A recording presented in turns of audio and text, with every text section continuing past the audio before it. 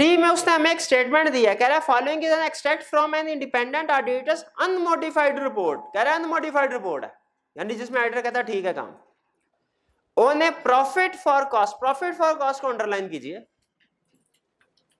बताइए आगे जो एश्योरेंस आने वाली है रीजनेबल होगी लिमिटेड होगी। अगर आगे कुछ भी ना बताता हमें फिर भी पता होता, लेकिन फिर भी उसने कहा शायद किसी ने ये एग्जांपल ना पढ़ी हो, उसने आगे स्टेटमेंट भी लिख दी। क्या कह रहा है, based on our examination of the evidence supporting the assumptions nothing has come to our attention which causes us to believe that these assumptions do not provide a reasonable basis for the forecast। Statement के बाद question, describe the level of assurance provided by this statement, limited या moderate या negative. क्या question complete हो गया? नहीं, ये वही वो 2 in 1 3 in 1 वाला क्वेश्चन है।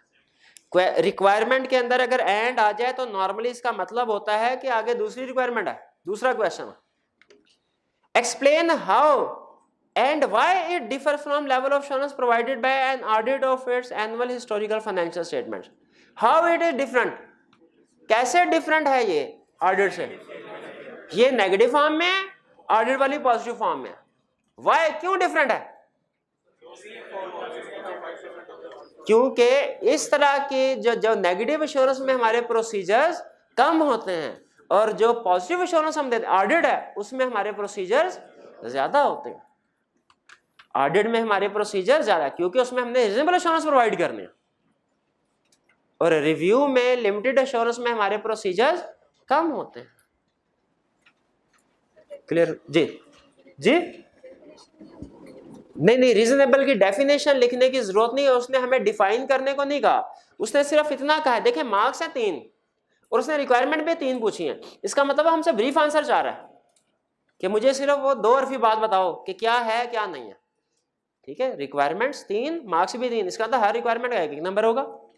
तो एक हमने बता दिया लेवल ऑफ एश्योरेंस कौन सा प्रोवाइड किया गया है, नेगेटिव या limited. How, negative form of conclusion. Why, less procedure are performed. खत्म कहानी।